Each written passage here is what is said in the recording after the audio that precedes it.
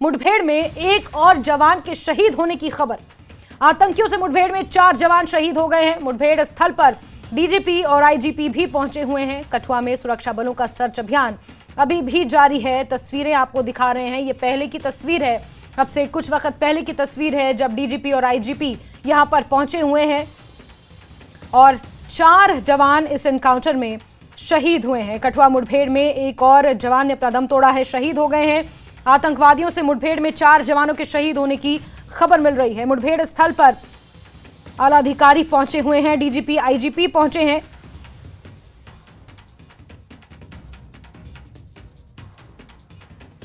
कठुआ में सुरक्षा बलों का सर्च अभियान अभी भी जारी है।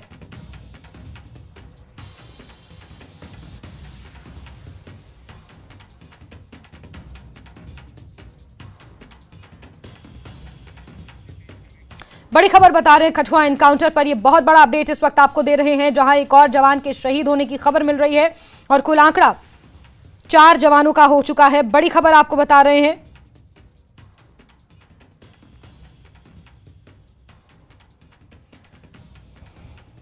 आतंकियों से मुठभेड़ में 4 जवानों के शहीद होने की खबर है। मुठभेड़ स्थल पर डीजीपी और आईजीपी पहुंचे हुए हैं। कठुआ में सुरक्षा बलों का सर्च अभियान अभी भी जारी है।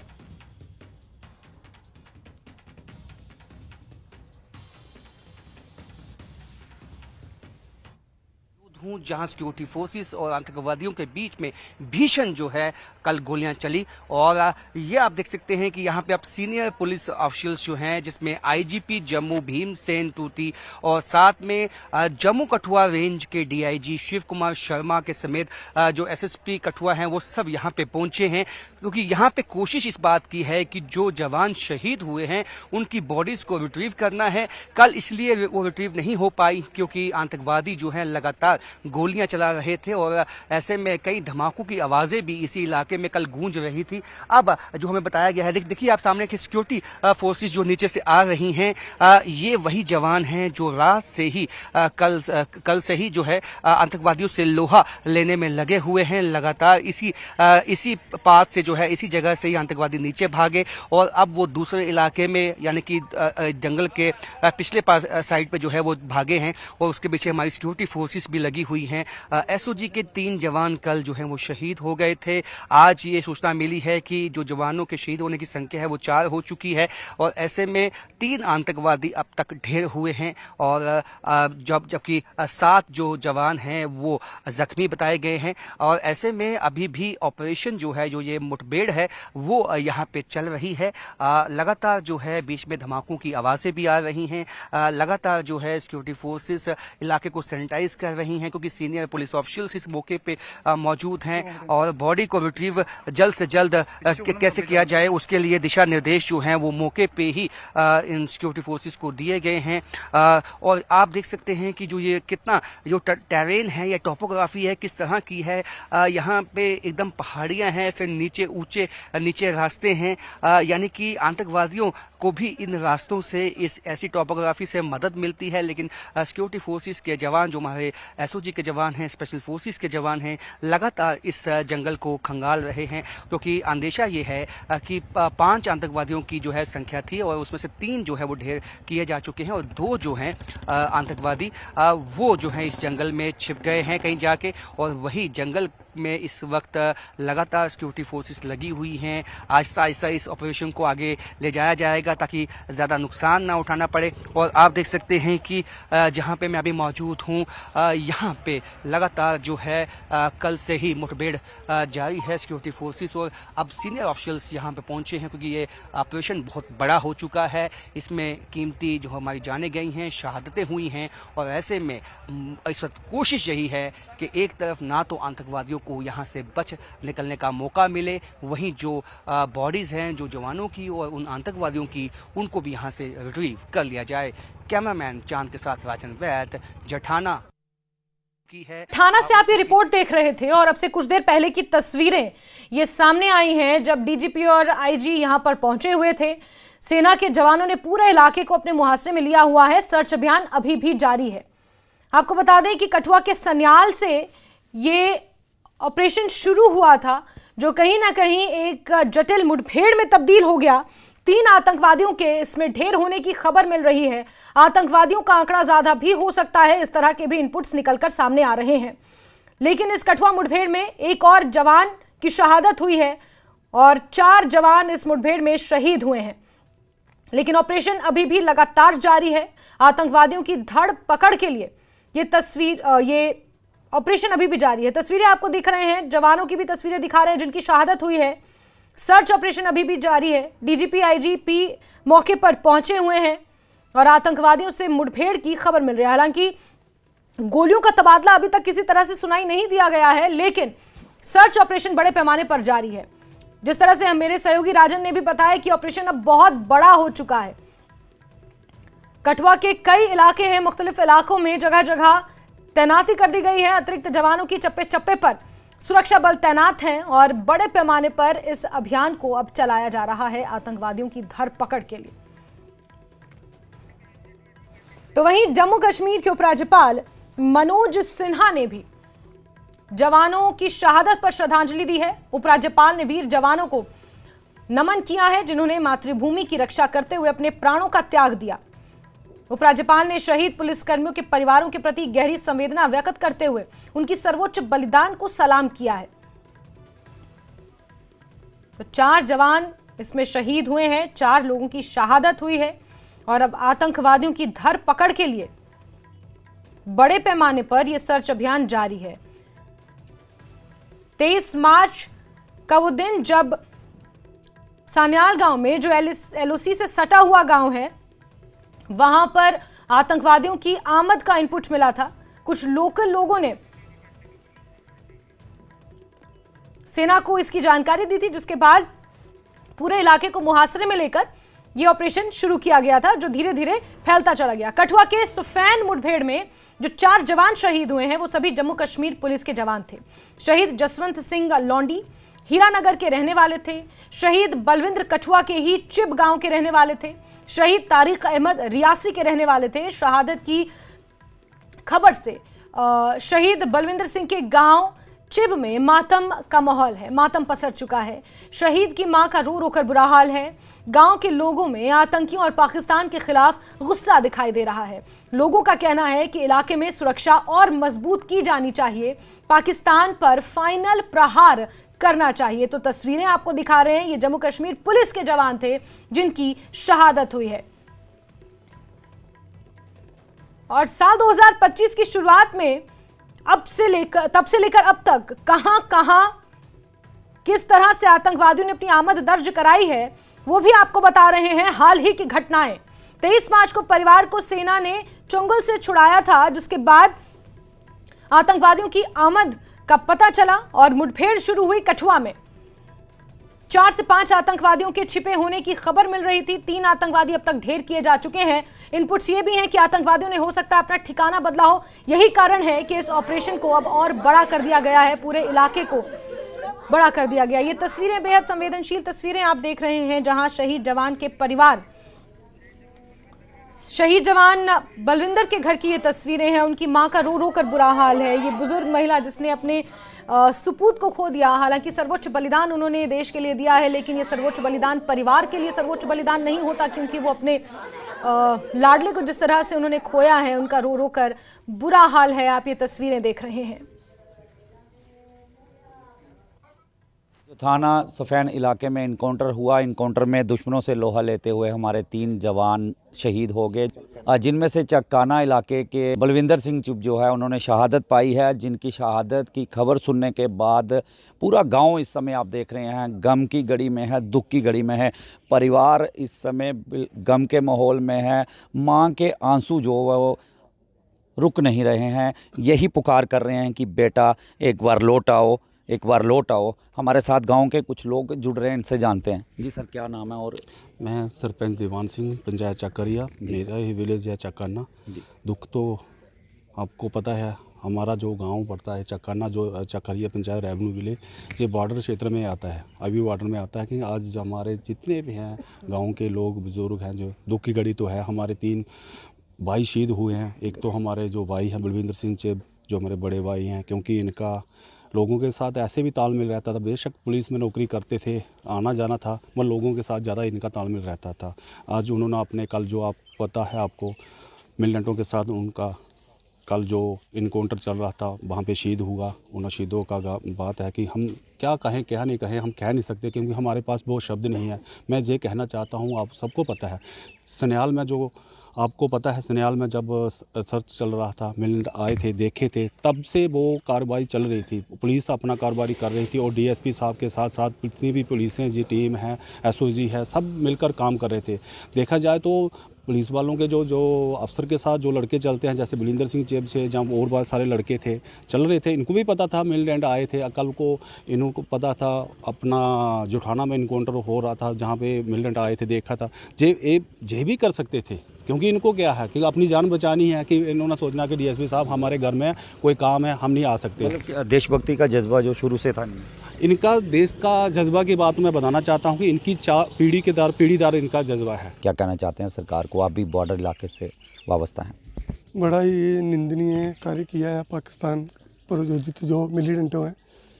मतलब कि कहते हैं कि जब कोई शहीद पूरा होता है तो एक परिवार नहीं, दो परिवार ख़त्म हो जाते हैं। छोटे छोटे बच्चे हैं, मुझे जो लगता है कि उनको आज इस चीज़ की समझ इतनी ज़्यादा नहीं होगी, पर जैसे जैसे समय बीतेगा तो उनको पता चलेगा कि उनके साथ क्या हुआ है। गांव में किस तरह का माहौल है जब से एक खबर आई है गांव में? आप गांव में तो पूरा गांव ऐसे जैसे सुन्न सा हो चुका है। आप किसी महात्म है पूरे गांव में, क्या पूरे एरिया में। तो शुक्रिया। और गमगीन आंखों से रवि जी ने भी कहा है कि पाकिस्तान का कोई परमानेंट इलाज किया जाए ताकि फिर किसी माँ की गोद खाली ना हो, फिर किसी बेटे या बेटी के सिर से बाप का साया ना उठ जाए। और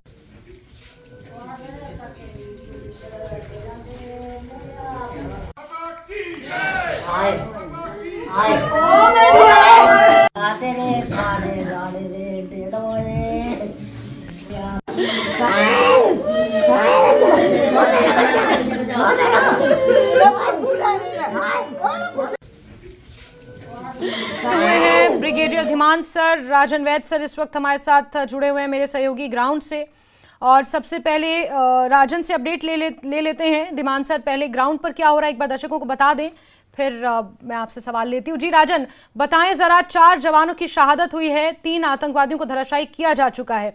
आपने कहा कि ये ऑपरेशन बड़े पैमाने पर अब शुरू किया गया है, ये ऑपरेशन और फैलता जा रहा है जोग्राफिकली भी। जरा बताएं ग्राउंड जीरो से क्या अपडेट्स हैं? देखिए, अभी जहां मैं मौजूद हूं सफेन गांव जो जठाना का इलाका है, जहां पे का जो इनकाउंटर जो है आज दूसरा दिन है उसका, और अब सीनियर पुलिस के अधिकारी जो हैं वो यहां पहुंचे हुए हैं। मेरे पीछे आप जो गाड़ियों का ये काफिला देख सकते हैं, ये उन्हीं सीनियर पुलिस ऑफिसर्स का है, जबकि आईजीपी और डीआईजी यहां मौके पे हैं और जो डीजीपी नलिन प्रभात हैं वो कठुआ में हैं और इस ऑपरेशन पे नजर बनाए हुए हैं। अभी बॉडीज रिट्रीव नहीं की गई हैं। कोशिश ये है कि सबसे पहले बॉडीज को रिट्रीव किया जाए और स्थानीय लोग और यहाँ सिक्योरिटी फोर्सेस के जवान भी जो है वो लगे हुए हैं इस काम में, और ऐसी उम्मीद है 2 से 3 बजे के बीच में जो है बॉडीज को रिट्रीव कर लिया जाएगा। लेकिन जो वो 2 आतंकवादी छिपे हुए हैं वो इसी जंगलों में छिपे हुए हैं, और इस जहाँ मैं अभी मौजूद हूँ इसके पीछे एक ढलान है, ढलान से वो जो बताया गया है आतंकवादी भाग के नीचे जंगल की तरफ चले गए हैं। उसके बाद आपको बताऊं कि ये कहीं ना कहीं ऑपरेशन इसलिए बड़ा बन गया है क्योंकि इसमें शहादत जो है लगभग 4 जो है हमने अपने जवान खो दिए हैं, और ऐसा बताया जाता है कि ये आतंकवादी जो हैं यहाँ से निकलने की कोशिश में है। हालांकि कॉर्डन बोर्ड जो कॉर्डन किया उसके चलते ये ऐसा कर नहीं पाएंगे, लेकिन ऐसे में ये बात साफ हो जाती है कि जो इनपुट्स आए थे पहले के 10 की संख्या में जो है आतंकवादियों ने घुसपैठ की थी, फिर ये 5, 3 और 2 में बढ़ गए, और ये ट्रेडिशनल रूट भी रहा है। जब हम यहाँ पे आए तो हमने भी अपने सूत्रों से बात की तो ये बताया जाता है कि जो इंटरनेशनल बॉर्डर से जो नाले आते हैं कठुआ से, सांबा से, वो जो नाले हैं वो सीधे पाकिस्तान से आते हैं और यहाँ तक पहुँचते हैं। अगर आप नाले के साथ साथ चलेंगे आप उस पहाड़ी रेंज तक पहुँच जाएंगे जहाँ पे इनका लक्ष्य होता है, वहाँ पहुँचना है, और वहाँ पहुँच के कहीं ना कहीं घात बैठ जाना है, वहाँ पे हाइड आउट बनाने हैं। लोकल गाइड की सपोर्ट इनके पास होती है और जो इनको गाइड करता है, क्योंकि टॉपोग्राफी टेरेन ऐसी है कोई भी बिल्कुल। ऐसे यहाँ बिल्कुल पे राजन, सरकार ये नागरिकों तमाम का चीजें सकता है। हम ब्रिगेडियर धीमान से समझने की कोशिश करते हैं, इन ट्रेडिशनल रूट्स का, ये तमाम चीजों का जो जिक्र किया। धीमान सर, किस तरह से इस पूरे ऑपरेशन को आप देख रहे हैं, क्योंकि इससे पहले भी हम बात कर चुके हैं, इस बात की जानकारी थी, इस बात का इनपुट था कि बड़े पैमाने पर एक बड़ा आंकड़ा है आतंकवादियों का जो इस पूरी पीर पंचाल बेल्ट से इन्फिल्ट्रेट करने की कोशिश कर रहा है, जिसको लेकर high level meetings, high level बैठकें भी हो चुकी हैं इससे कुछ समय पहले। देखिए, सबसे पहले जो हमारे जवान शहीद हुए हैं, मैं उनको सल्यूट करता हूं जी। और शत शत नमन करता हूं। उन्होंने एक बहादुरी की मिसाल कायम करते हुए देश के लिए अपनी जान दी है। अभी आते हैं अगर आपके ट्रेडिशनल रूट्स के ऊपर, देखिए ये जम्मू कश्मीर का ये वाला इलाका जो हमेशा से ही डोमिनेंट था, सिर्फ क्या हुआ कि 5 अगस्त 2019 को जब 370 हटता है तो जितनी भी सिक्योरिटी फोर्सेस, इंटेलिजेंस एजेंसीज हैं, वो सबका जो यूनिफाइड हेडक्वार्टर्स है वो फंक्शन होना शुरू हो जाता है और कमांड जो है मिनिस्ट्री ऑफ होम अफेयर्स के पास चली जाती है। एज अ रिजल्ट जो घाटी के अंदर, वैली के अंदर जो हमारे ऑपरेशन चल रहे थे, वहां हमारा जो सक्सेस लेवल ऑप्टिमम हो जाता है 80 to 90% के आसपास। तो उस वक्त ये मिलिटेंट्स जो है वो अपना टैक्टिक्स बदलते हैं, स्ट्रैटेजी बदलते हैं और वो शिफ्ट करते हैं रजौरी पुंछ की तरफ। जब वहां पे पहले डांगरी होता है, फिर बट्टा दूरिया, फिर कांडी, फिर उसके बाद फिर रियासी की बारी आती है और फिर वो अभी जम्मू की तरफ आ रहे हैं। अभी यहाँ पे जो सब लोग पूछते हैं कि भाई इतने दिनों से ऑपरेशन चल रहा है, हम उनको खत्म क्यों नहीं कर पाते? देखिए, उसके 2-3 चीजें मैं आपको बताना चाहता हूँ। सबसे पहले कि जो यहाँ का टेरेन है, ये जो मैदानी इलाका जिसको हम कहते हैं, थोड़ा सा एक स्ट्रिप है जो हमारी जम्मू डिवीजन की है, ये सारी की सारी इज रिडन बाय द नदीज एंड नालाज, सीजनल रिवर्स। जैसे आपका शुरू करते हैं उज्ज से, फिर आते हैं तरनाव में, फिर आते हैं बेई में, बसंतर में, देवक में, और ये सारी ब्रोकन ग्राउंड है और यहाँ पे जंगल भी है और जमीन उबड़ खाबड़ है। तो यहां से निकल के, यानी कि इसको पूरी तरह से सील करना एक बहुत ही हरकुलियन टास्क है, इतना आसान काम नहीं है। रात के अंधेरे में इवन अगर हम IR डिवाइसेस भी यूज करते हैं तो निकलना है। उसके बाद ये डायरेक्टली आता है आउटर शिवालिक्स पे, वहां पे ये जो गुजर बकरवालों के माइग्रेशन रूट्स हैं, या 5 रूट्स आइडेंटिफाइड हैं, ज्यादा भी हो सकते हैं, तो ये ऑलरेडी हैं जो वो लोग हर साल ऊपर आने जाने में यूज करते हैं। तो मिलिटेंट्स हमेशा से ही यही रूट यूज करते थे, जैसे कठुआ या सांबा के आसपास से चले और वो जाके आगे यहाँ पर छत्रकला की तरफ से या दूदू पसंदगढ़ की तरफ से भद्रवा के अंदर, फिर उसके बाद शायद जई वैली से मरमत से किश्तवाड़ से सिंथन पास, और सिंथन पास के बाद अनंतनाग, यानी कि साउथ कश्मीर, और वहां से जहां फैलना है। तो अभी क्या हुआ है कि जब ये वाला इलाका जहां पे जब चाइनीज एग्रेशन होता है 2020 में, तो फोर्सेस को यहां से हटा लिया जाता है चाइनीज बॉर्डर के ऊपर भेजने के लिए, ये सोच करके कि भाई यहाँ पे अभी ये इलाका शांत है। तो इसका फायदा मिलिटेंट्स ने उठाया है और वो इस इलाके पे आ रहे हैं। अभी कुछ लोग सिविलियंस, हम जब बात करते हैं तो कहते हैं इतनी सारी फौज है हमारी, इतनी हमारी पुलिस है, CRPF है, BSF है, तो क्या हम मिलिटेंट्स को कंट्रोल नहीं कर पाते? तो उनको मैं ये बताना चाहूंगा कि देखिए, ये जो इलाका है ये बहुत पहले तो बहुत ही डिफिकल्ट है। दूसरा, आप देख रहे हैं पिछले 10-12 दिनों से हाइड आउट्स बर्स्ट हो रही हैं, कैचे ऑफ एमुनिशन मिल रहा है, चाहे वो राजौरी में था, कल राजौरी में मिला है, डोडा में था, फिर और 2-3 जगह पे मिला है, और इवन ये सन्याल फॉरेस्ट जहां पे 23 तारीख को ऑपरेशन शुरू हुआ था वहां भी मिला है। तो ये एक तरीका है इनका, और ये जो कुछ इवेंट्स हो रहे हैं, ये चूंकि हमारी सिक्योरिटी फोर्सेस प्रोएक्टिव हैं, ये ऑपरेशन ऑल आउट सर्च पे निकले हुए हैं, इसलिए इन लोगों को पकड़ा जा रहा है और लग रहा है कि यहाँ पे बहुत गड़बड़ हो रही है। तो इसको जो सिविलियन पॉपुलेशन है उसको ये इसलिए लेना चाहिए कि ये पकड़े जा रहे हैं क्योंकि हम प्रोएक्टिव है, ताकि हमारा पलड़ा भारी है। बाकी ये छोटे ग्रुप्स में आते हैं, और अगर आपने लास्ट ईयर देखा, जितने लोग ये स्पेशली रामबन और डोडा फॉरेस्ट में ऑपरेट कर रहे थे, उनका जो टैक्टिक्स था बहुत सुपीरियर था, इक्विपमेंट बहुत सुपीरियर था, कम्युनिकेशन इक्विपमेंट बहुत सुपीरियर थे, और वो लग रहे थे कि वो पाकिस्तान के कमांडोज हैं। हो सकता है ये भी कमांडोज हों या कमांडो लेवल की ट्रेनिंग लेकर के आए हों।